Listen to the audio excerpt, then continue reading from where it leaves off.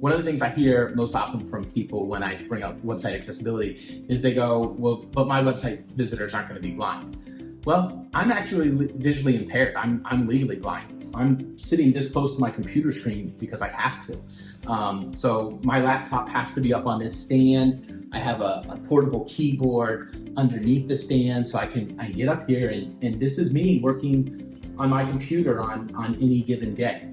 So just because, and I even have some stronger glasses on there just for that. So you don't know when somebody comes to your website if they're going to have low vision, if they're going to be blind, if they're dyslexic, maybe they struggle reading the words on your website, maybe they have a physical impairment, maybe they don't have any arms, maybe they don't have the use of their arms, maybe their arms tremor, they may have cognitive impairments. There are lots of different types of disabilities that people have that shouldn't keep them from having free access to everything that people without disabilities have access to. So website accessibility isn't just something you should approach from, I have to do it. This is a social justice issue. It's the right thing to do. 20 to 25% of the people that are going to come to your website are going to have some type of disability. And if they can't access your website, you've lost them as a customer. There are people that have lost me as a customer because I just couldn't read their website. It was so frustrating. And I didn't get all bent out of shape about it. I just went and found somebody else and gave that person my money. So website accessibility is a really, really good idea. So let's take a few minutes to talk about what are some of the keys to make your website accessible. So in this video, I'm not going to get into the legality of website accessibility. There are laws that are governing this. The issue with the law, to be quite honest, is the law doesn't say what has to be done. And so there are some industry best practices and standards that courts look to. So how do you go about making sure that your website is accessible for persons with disabilities? Well, the first thing you need to know is even the people that create the standards agree that chances of having a 100% accessible website is next to impossible. So that's the first thing you have to understand. So anybody that tells you they're going to make your website 100% accessible, they can't do that. Building a website that is accessible starts with the foundation, and it starts with most of the stuff that you'll never see, the code. A website has to be coded properly, it has to be structured properly, and there are, on a web page, for example, there are these things called H tags, heading tags. Now, a lot of people who just get started out in building websites, or DIYers who make their own website, they use these H tags. I used to do this. They use the different heading settings as decorative elements, as design elements. Well, that's a really big no-no because those heading tags give a website structure. And somebody that's using a screen reader, their screen reader is using that structure to help explain the website. Somebody that's using voice navigation or keyboard navigation or anything besides a mouse or touchpad, anything outside of those to control your website, a mouse stick, like I said, keyboard, things like that. Those devices need that proper hierarchy, that proper structure, so somebody can navigate through the site. So that stuff you never see, and you just gotta have somebody that knows what they're doing do that. There's no way around it, and so starting with someone to build your website that knows what they're doing. Now, there are people out there that are going to say that you have to start with $10,000 is the bare minimum. That's a load of malarkey. It doesn't take a lot of time to build a website properly from day one when you build websites properly. Now, you may have to redesign a website that wasn't made properly, and that may get a little expensive. Probably not $10,000. But it depends. I mean, it could. It just there's too many variables to give a number here in a video. But regardless, it starts with that foundation. Now, the next thing you need to do is not think about it from just the perspective of somebody with a vision impairment.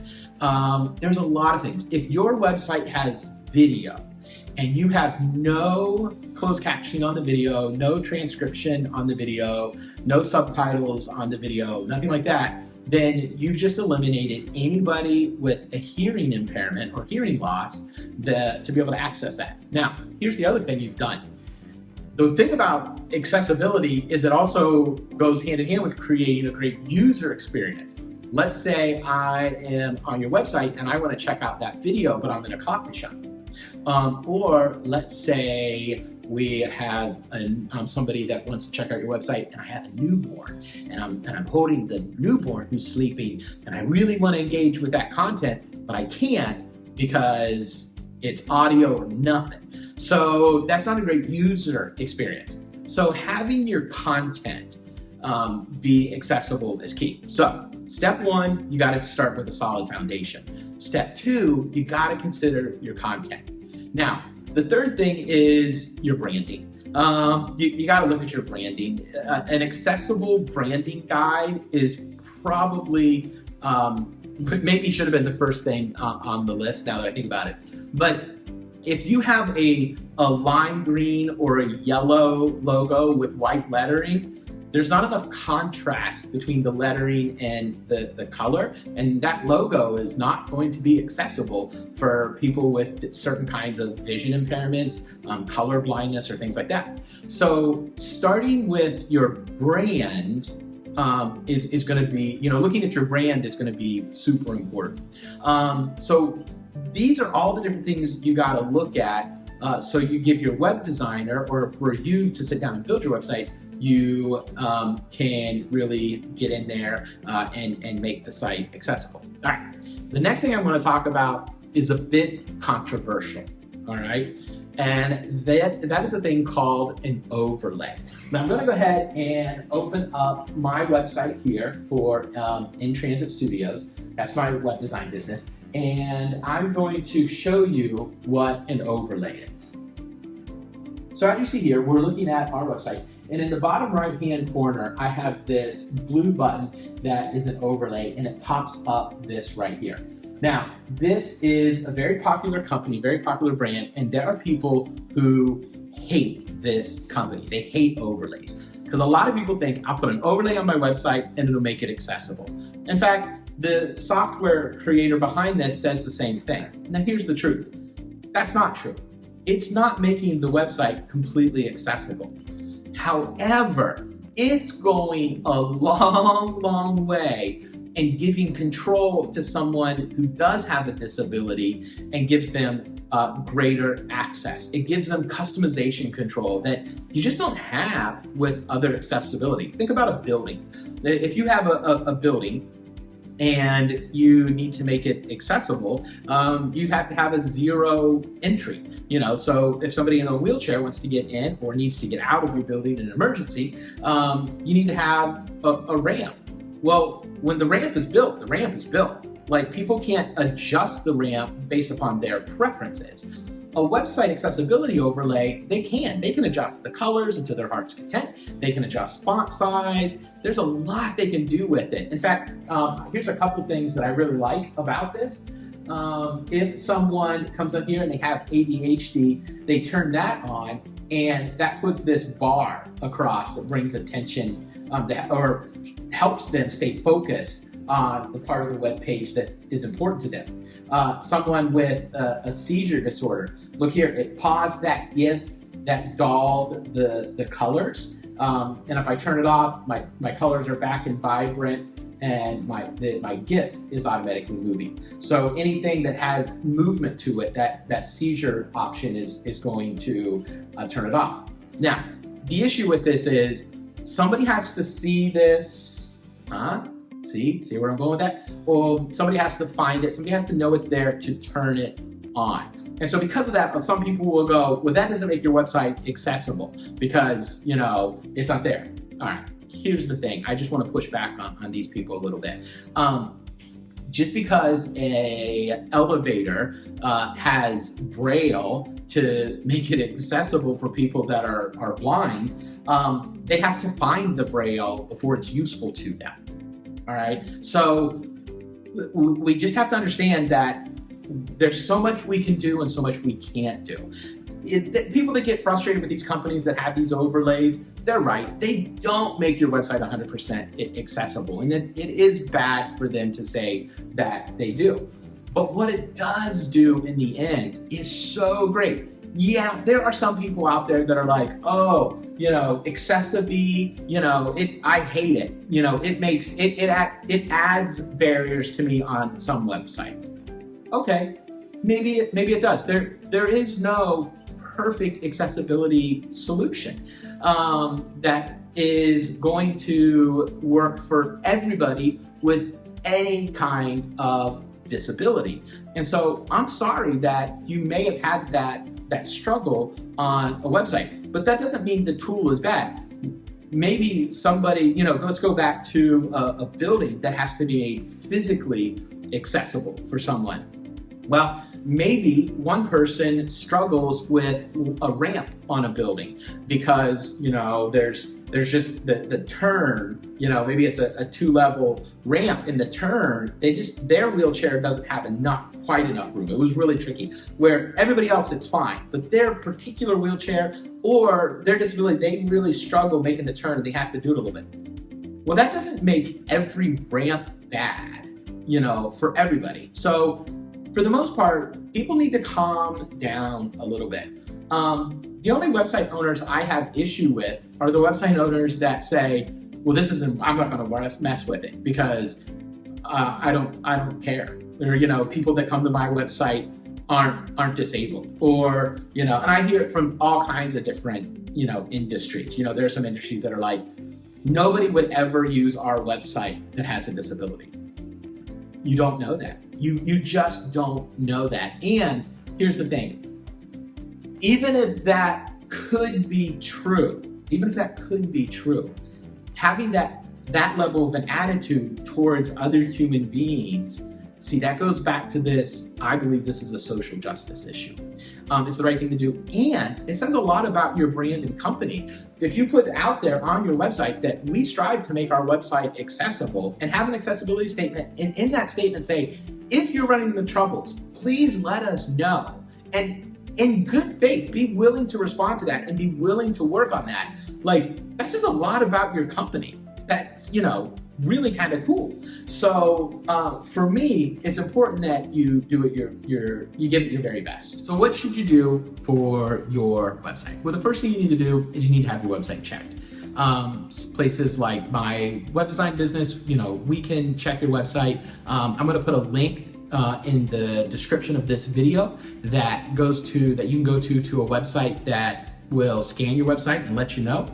There are browser extensions. So if you're in Google Chrome, there's a browser extension called Wave. You can put that in there and check any website.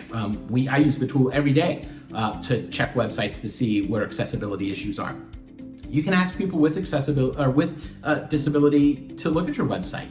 Maybe for your business, you might want to consider having an advisory group of people with disabilities, or a doctor that specializes working with people with disabilities, an occupational therapist or a physical therapist, and just ask some people, hey, would you look at my business from my website to my physical business? And if you don't have a physical business, then just your website to your branding. If you send PDFs to people, are the PDFs accessible? Can people with a screen reader application access your documents? So there's a lot to accessibility that helps you expand your client base. Because here's the thing I know about people with disabilities.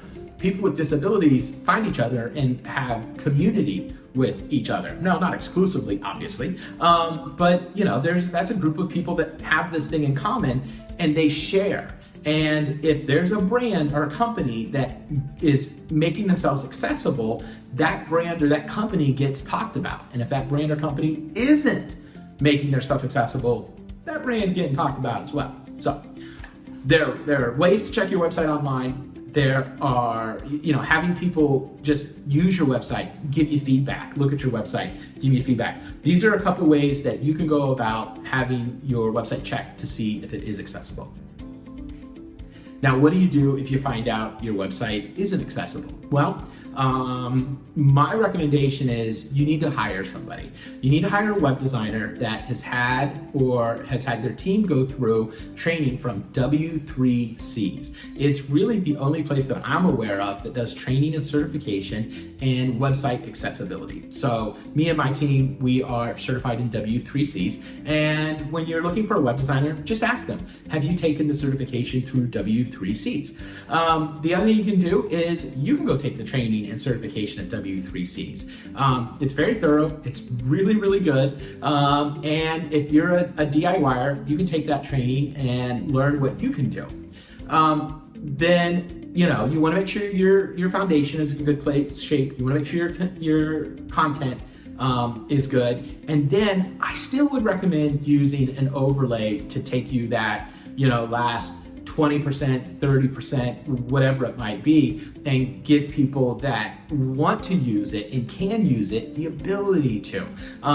It's going to make your website overall more accessible. Just don't rely on it as your solution. Like an overlay can't be your solution.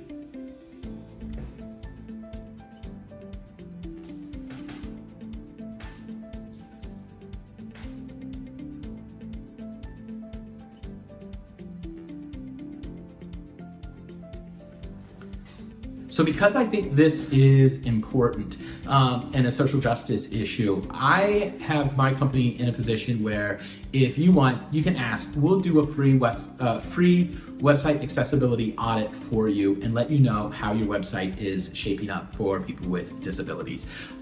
This is just the right thing to do. The overlay, that tool that we use, one of the reasons we chose them is because they have a goal to make the entire internet accessible for people with disabilities. And I love that mission. I think that's great. And so we're excited to be in partnership with them, providing that as a software solution for our clients that want to do it. They don't have to take it. It's totally an optional piece of software that we make available to website clients within Transit Studios.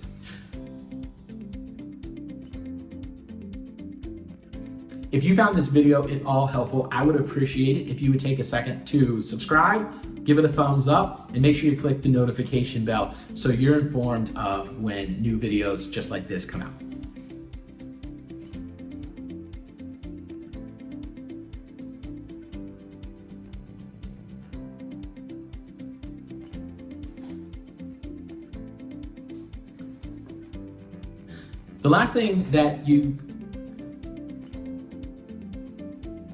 The other thing I want to share is,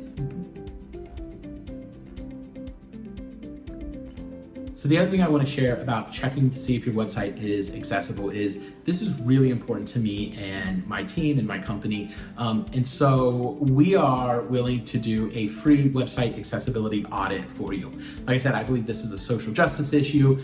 It's the right thing to do. And so if it's the right thing for a website to be accessible, then it's the right thing for a website designer to help people know if their website is accessible or not. So if that is something you are interested in, there's a link in the description that you can click on to request a free website accessibility audit. And I just need to know your first name, your email address, so I know where to send the audit. And then I need to know the website, the link to the website, and I'll run that report and go over it with you. So there you go. Just let me know if that would be helpful to you in any way.